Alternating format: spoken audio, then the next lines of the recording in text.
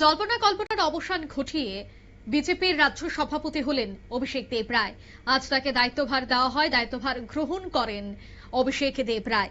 বিজেপির কেন্দ্রীয় নেতৃত্ব তার নাম চূড়ান্ত করে এবং বিদায়ী রাজ্য সভাপতি রাজ্যসভার সাংসদ রাজীব ভট্টাচার্যের কাছ থেকে আনুষ্ঠানিকভাবে এই দায়িত্ব নিয়ে নেন তিনি।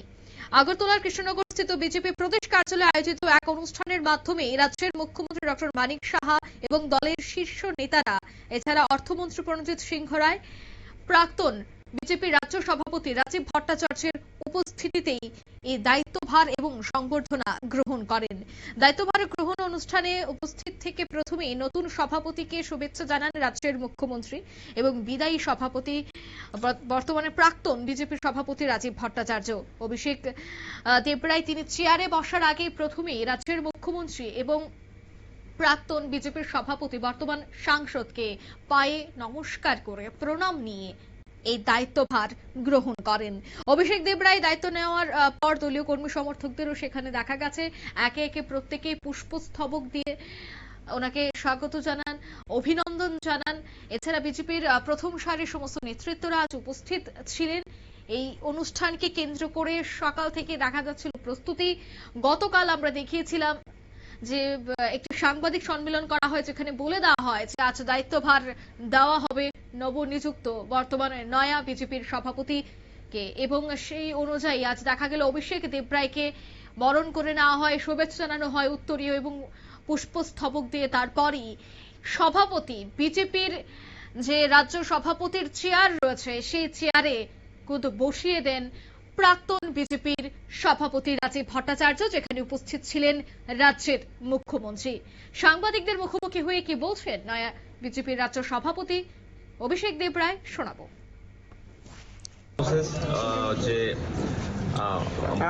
সভাপতি এবং আমাদের রাজ্যের মাননীয় মুখ্যমন্ত্রী আমাকে চেয়ারে বসিয়েছেন এবং দায়িত্ব দিয়েছেন সবাই সংগঠনকে আরো শক্তিশালী করা এবং তৃণমূল স্তর পর্যন্ত আমাদের পার্টির যে সিদ্ধান্তগুলো আছে সেগুলোকে নিয়ে যাওয়া, সরকার এবং সংগঠনের মধ্যে সমন্বয় সাধন করা, এটাই আগামী দিন আমার কাজ থাকবে। আর সবার সহযোগিতা চাইবো, রাজ্যবাসীর সহযোগিতা চাইবো যেন ভালো করে আমরা কাজ করতে পারি এবং প্রেস মিডিয়ার যারা আছেন আপনাদের কাছে সহযোগিতা চাইবো যেন ইতিবাচক দিকগুলো যেন আপনারা আমাদের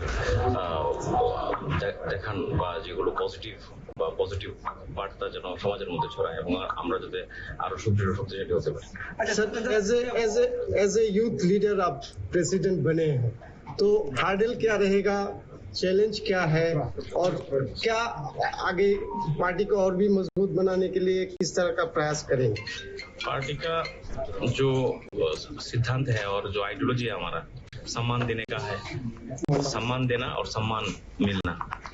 तो जितने भी हमारे सीनियर कार्यकर्ता है, लाखों कार्यकर्ता के बलिदान से ये पार्टी बना है, तो जो सीनियर है उनको सम्मान देना, जो उम्र से छोटे हैं उनको गले में लगा के चलना, सबको लेके चलना। हार्डल्स तो मुझे कुछ मतलब दिखाई नहीं देता है, कुछ हार्डल्स है। हम लोग जो जैसे करते हैं पार्टी में सुबह से रात तक तो ऐसे ही काम करते हैं, ये थोड़ा बड़े और थोड़ा स्पेक्ट्रम से होगा। काम तो वही है, लोगों के पास रहना, लोगों से जुड़ना, हर वर्ग को जोड़ के मेन स्ट्रीम में लाना। और हमारा जो पार्टी का मूल सिद्धांत है नेशन फर्स्ट और सेल्फ लास्ट, ये जो धारणा है, ये जो चिंता है और ये जो आइडियोलॉजी है एकदम नीचे लेके जाना और समाज परिवर्तन के माध्यम से পার্টি কো শক্তিশালী বানানো। স্যার, দলীয় কর্মীদের উদ্দেশ্যে কি বার্তা দেবেন? দলীয় কর্মীদের উদ্দেশ্যে তো একটাই বার্তা থাকবে, সবাই পার্টির জন্য নিবেদিত প্রাণ হয়ে সবাইকে কাজ করতে হবে। যুবক যারা আছে তাদের আরো ঝাঁপিয়ে পড়তে হবে এবং আমাদের যারা প্রবীণ আছে তাদেরকে সম্মান জানানোর মাধ্যমে তাদেরকে সঙ্গে নিয়ে আমাদের চলতে হবে। সংগঠনের কোনো বিষয়টাকে চ্যালেঞ্জ হিসেবে দেখছেন কিনা বা যদি দেখে থাকেন মোকাবেলাটা কিভাবে করছেন? এই মুহূর্তে তো আমি দেখছি না, মাত্র বললাম আপনাদের কাছ থেকে সহযোগিতা চাইবো, সমর্থন চাইবো। মাত্র আমি দায়িত্ব নিলাম, দেখবো কি আছে। এই মুহূর্তে তো কিছু দেখা গেছে প্রচুর পরিমাণে মানে অনেক জায়গার ভিতরে মন্ডল স্তরীয় কিছু বিক্ষোভ আছে, অনেক মন্ডলের সাথে নেত্রীরা বা নেতাদের যোগাযোগটা মানে খুব ক্ষেপে আছে সবাই। তো সেই বিষয়টা আপনারা কিভাবে মানে মেনটেন করবেন? এরকম বিষয় না, ভারতীয় জনতা পার্টিতে আমরা সবাই এক, আমরা একটি পরিবার। আর এটা তো আমাদের অন্য পার্টির মতো না যে ক্ষমতার জন্য বসা বা সমাজ পরিবর্তনের জন্য আমাদের পার্টি এবং অন্তিম ব্যক্তির পার্টি টেনিউর থাকে 3 বছর। অন্য পার্টিতে এরকম নাই যে 3 বছর আপনার প্রত্যেকটা পদের 3 বছর টেনিউর থাকে, প্রশাসনিক পদ বাদে। তো এখানে সবাইকে নিয়ে চলা এবং এই ধরনের কোনো বিষয় আছে বলে আমার তো জানা নেই। আর যদি এরকম কোনো জায়গায় কোনো বিষয় থেকে থাকে সেগুলোকে মিনিমাইজ করে কিভাবে চলা যাবে সেটাই আমরা নজর দেব। আপনারা শুনলেন প্রদেশ বিজেপির সভাপতি অভিষেক দেবরায়ের বক্তব্য। তিনি বলছেন যে বুথ স্তর থেকে মন্ডল স্তর সব ক্ষেত্রে সমন্বয় বজায় রেখে কাজ করতে হবে এবং আগামী দিনে যেহেতু তার কাছে একটা বড় দায়িত্ব রয়েছে, তাই সেক্ষেত্রে তিনি সেই দায়িত্বটা নিষ্ঠার সাথে পালন করবেন বলে জানিয়েছেন। আজকের এই সংবর্ধনা অনুষ্ঠানে অসম থেকে কেন্দ্রীয় নেতৃত্বও কিন্তু উপস্থিত ছিলেন। সে বিষয়ে আরো বিস্তারিত জানবো। এই মুহূর্তে টেলিফোন লাইনে যুক্ত হয়ে গেছে বিজেপির যুব মোর্চার সাধারণ সম্পাদক রানা ঘোষ। প্রথমে আপনাকে নিউজ ভ্যানগার্ডের পর্দায় স্বাগত জানাচ্ছি। নমস্কার। নিতিন নবীন, যিনি বর্তমানে বিজেপির সর্বভারতীয় সভাপতি, নবীন মুখ রাখা হয়েছে এবং যুবদের কথা চিন্তা করেই সর্বভারতীয় সভাপতির নাম ঘোষণা করা হয়েছিল এবং এই মুহূর্তে নিতিন নবীন রয়েছেন এই বড় দায়িত্বে। এবং সেই ধারায় রাজ্যেও দেখা গেল যে যুব আইকনকে সামনে রাখা। তবে কি এবার যুবকদের টেনে আনা এবং পার্টিতে যুবকদের আরো অংশগ্রহণ বাড়াতে এই সিদ্ধান্ত, এবং আপনিও যেহেতু যুব মোর্চার একজন নেতৃত্ব, কিভাবে দেখছেন বিষয়টা?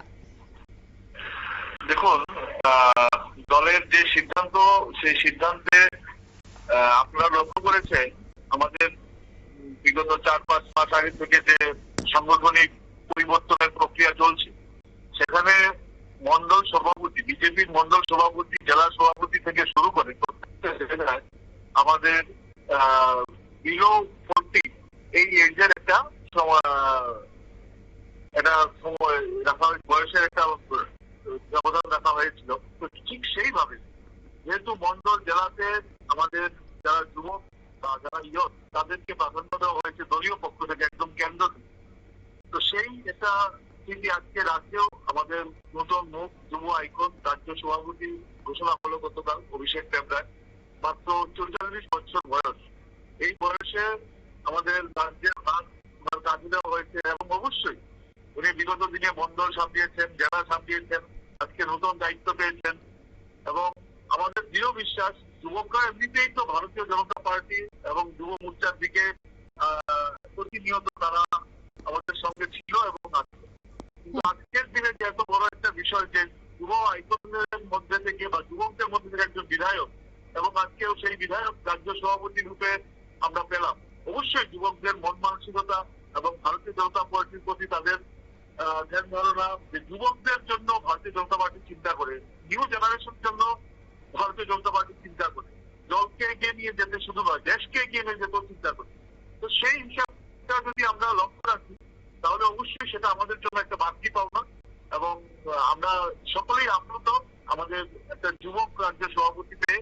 আমি দৃঢ় বিশ্বাস যে ওই সভাপতির হাত ধরে আগামী দিনে শুধু যুবক নয়, সারা রাজ্যকে একটা সুশৃঙ্খল পরিস্থিতি এবং একটা উন্নত শিখর রাজ্যে পৌঁছাতে সাংগঠনিক এবং আরো একটা বিষয় জানবো, রাজীব ভট্টাচার্য থাকাকালীন রাজ্যে বেশ কয়েকটি নির্বাচন হয়েছে। এবার যেহেতু অভিষেক দেবরায় তিনি এই দায়িত্বে চলে এসেছেন, সেক্ষেত্রে অভিষেক দেবরায়ের নেতৃত্বেও আগামীতে আমরা বেশ কয়েকটি নির্বাচন দেখতে পাচ্ছি। সেটা হচ্ছে ভিলেজ কাউন্সিল নির্বাচন, নভেম্বরে হওয়ার কথা রয়েছে পৌরসভা নির্বাচন, তারপরে আর তো 1 বছর হাতে, এরপর শুরু হয়ে যাবে বিধানসভার প্রচার অভিযান।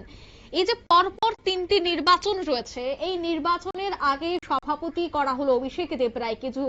যুবদের বলা হয় বা বিজেপি বলে যে যুবদের একটা আইকন। সেক্ষেত্রে অভিষেক দেবরায়ের কাছে কতটা চ্যালেঞ্জিং হতে চলেছে এই মুহূর্তে এই পথটা? দেখুন, প্রথম বিষয় হলো নির্বাচন সামনে রেখে সভাপতি চেঞ্জ করা হয়েছে বা কাউকে সরিয়ে কাউকে বসানো, এরকম নয় বিষয়টা। এটা সম্পূর্ণ আমাদের সাংগঠনিক প্রক্রিয়া। আমাদের সাংগঠনিক প্রক্রিয়ায় নীতি মেনে একদম ন্যাশনাল স্তর থেকে, জাতীয় স্তর থেকে রাজ্য স্তর, বুথ স্তর পর্যন্ত আমাদের এই প্রক্রিয়া চলছে বিগত 1 বছর।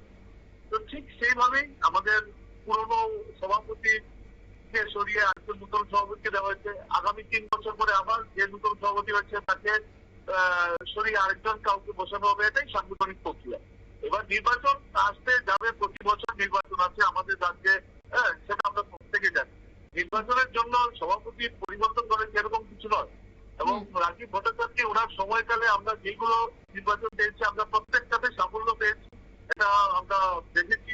এবং আগামী দিনে যে 3টে নির্বাচনের কথা আপনি উল্লেখ করলেন, প্রতিটা নির্বাচনে আমাদের যুব আইকন অভিষেক দেবরায়, যিনি নতুন রাজ্য সভাপতি হলেন, আমাদের দৃঢ় বিশ্বাস, উনি যেহেতু একজন বিধায়কও বটে, বিগত দিনে বিভিন্ন জায়গায় সাংগঠনিক দায়িত্ব সামলেছেন এবং পশ্চিমবাংলায় যে আমরা একটা বিপুল জয় পেয়েছি, সেখানেও উনি একটা বিধানসভা নয়, শুধু একটা জেলার দায়িত্বেও ছিলেন এবং ওনার জেলাতে বিশেষ জয় জয়কার হয়েছে ভারতীয় জনতা পার্টি। তাই নির্বাচনের প্রক্রিয়াটা বাদ দিয়ে আমরা সাংগঠনিক একটা আমাদের নতুন রাজ্য সভাপতি পেয়েছি এবং আমাদের দৃঢ় বিশ্বাস দলকে এগিয়ে নিয়ে যেতে অভিষেক দেবরায়ের বিশেষ ভূমিকা থাকবে আগামী দিনে। অন্যদিকে একটা অংশের বক্তব্য হচ্ছে যে কাকরাবনে ওনার জন্ম এবং উনি মাতাবাড়ি কেন্দ্রের বিধায়ক, কিন্তু আগরতলার যে দলীয় কার্যালয় সেটা কৃষ্ণনগরে অবস্থিত। সেক্ষেত্রে আসা যাওয়া এবং এই দলের কাজ সামলানো কতটা সুবিধা হবে বলে আপনারা মনে করছেন? দেখুন, প্রথমত উনি বিধায়ক, যেহেতু আমাদের এমএলএ হোস্টেল আছে, এমএলএ হোস্টেলে ওনার একটা কোয়ার্টার আছে, আমরা প্রত্যেকেই জানি। এবং এছাড়াও 2004 থেকে সিদ্ধি আশ্রম এলাকায় ওনার মোটামুটি আগরতলাতে শহরের পরে 5 কেন্দ্রে ওনার বাড়ি আছে, উনি এখনকার বাসিন্দাও বটে। তো এরকম নয় উনি যে মাতাবাড়ির বিধায়ক বটে সেই জন্য এটা প্রোগ্রাম হয়ে যাবে, এরকম কোনো কিছুই নয়। অবশ্যই উনি আগরতলা আসেন এবং আমাদের কুমতি জেলা থেকে আগরতলা পর্যন্ত যে সিদ্ধা আসা যাওয়ার যে সময়সীমা, সেটা এখন 40-45 মিনিটে আসা যাওয়া যায়, সেটা বিশেষ কোনো আমার মনে হয় না এত অসুবিধার কারণ হতে পারে। তাই আমি বলছি যে উনি হতে পারে মাতাবাড়ির বিধায়ক, উভয় ক্ষেত্রে একটা বিশেষ উভয় ক্ষেত্রে উনি মাতাবাড়ির বিধায়ক দায়িত্ব এবং রাজ্য সভাপতির দায়িত্ব দুটোতেই খুব নিপুণ ভাবে উনি পালন করবেন, সেটা আমার দৃঢ় বিশ্বাস। একদমই। অসংখ্য ধন্যবাদ আপনাকে সময় দেওয়ার জন্য। ধন্যবাদ। আমরা কথা বলছিলাম বিজেপির যুব মোর্চার সাধারণ সম্পাদক রানা ঘোষের সাথে এবং তিনি বলছিলেন যে নির্বাচন তো আছেই, কিন্তু অন্যদিকে পার্টির যে রুলস রয়েছে সেই রুলস অনুযায়ী পরিবর্তন করতেই হয়।